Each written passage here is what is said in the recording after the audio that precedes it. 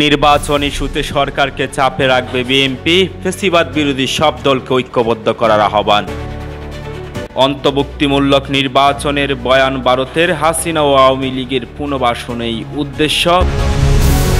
শেখ হাসিনার পরিবার সহ 11 শিল্প গ্রুপের অর্থ পাচার উদ্ধারে আন্তর্জাতিক 4 সংস্থা, 15টি দেশে পাচার করা অর্থ এবং পাচারের টাকা বিদেশে গড়ে তোলা বিপুল সম্পদের সন্ধান মিলেছে, ফেরত আনার আইনি প্রক্রিয়া শুরু।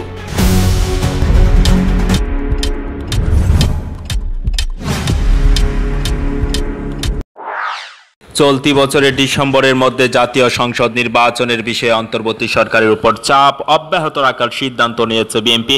এ লক্ষ্যে যুগপৎ আন্দোলনের মিত্র ও গত সংসদ নির্বাচন বর্জনকারী দলগুলোর সঙ্গে ধারাবাহিক বৈঠক করছে দলটি। আজ প্রথম দিনে 12 দলীয় জোট ও লিবারেল ডেমোক্রেটিক পার্টি এলডিপির সঙ্গে বৈঠক রয়েছে। এর মাধ্যমে দ্রুত নির্বাচনের দাবিতে ফ্যাসিবাদ বিরোধী সব রাজনৈতিক দলকে ঐক্যবদ্ধ করতে চায় বিএনপি। বাংলাদেশে দ্রুত অন্তর্ভুক্তিমূলক নির্বাচনের পক্ষে ভারতের অবস্থান এখন প্রকাশ্যে।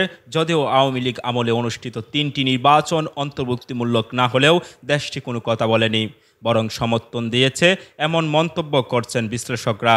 তাদের মতে ভারতের এই মুহূর্তের অবস্থান বাংলাদেশের অভ্যন্তরীণ বিষয়ে অনধিকার চর্চা, যা কূটনীতির শিষ্টাচার বর্জিত এবং এর নৈতিক ভিত্তি খুবই দুর্বল। ফলে ভারত এখন যে বক্তব্য দিচ্ছে তা বাংলাদেশকে চাপে রাখার কৌশল।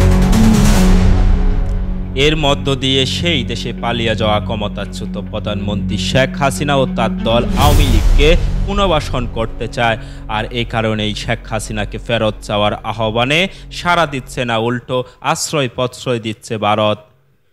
ভারতে বসে বাংলাদেশকে অস্থিতিশীল করার অপচেষ্টায় শেখ হাসিনা নানা ধরনের বক্তব্য দিলেও বাধা দেওয়া হচ্ছে না।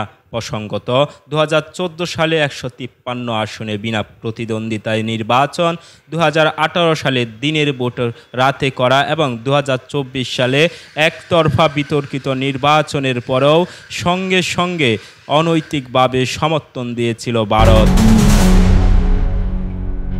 তখন তাদের পক্ষ থেকে বারবার বলা হয়েছিল নির্বাচন বাংলাদেশের অভ্যন্তরীণ বিষয় এবং তারা স্থিতিশীল বাংলাদেশ দেখতে চায়। কিন্তু গণ অভ্যুত্থানের ফ্যাসিস্ট আওয়ামী লীগ সরকারের পতনের পরই যেন তাদের সেই আগের বয়ান পুরো পাল্টে যায়। এখন আগ্রহ জানাচ্ছে নির্বাচিত সরকারের সঙ্গে সম্পর্ক উন্নয়নের। হরহামেশাই বলছে বাংলাদেশে গণতান্ত্রিক যাত্রা ও অন্তর্ভুক্তিমূলক নির্বাচনের কথা।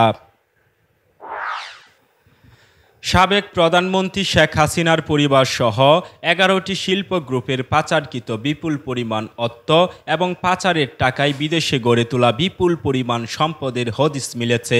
এ কাজে পারদর্শী 4টি আন্তর্জাতিক সংস্থা তথ্য উদ্ধারে বড় সাফল্য পেয়েছে। এখন পাচারের অর্থ দেশে ফেরত আনার আইনি প্রক্রিয়া নিয়ে কাজ শুরু হয়েছে। অর্থ উদ্ধারে সম্পৃক্ত বিদেশি প্রতিষ্ঠানগুলোকে নগদ কোনো অর্থ দেওয়া হবে না, উদ্ধার করা অর্থ থেকে কমিশন দেওয়া হবে।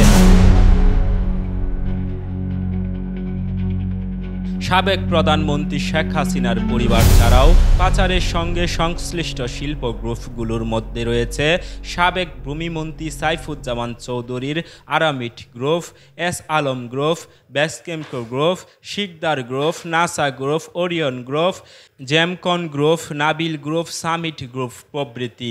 এইসব গ্রুপের মাধ্যমে পাচার করা অর্থের একটি অংশের সুবিধাভোগী সাবেক প্রধানমন্ত্রী ও তার পরিবারের সদস্যরা।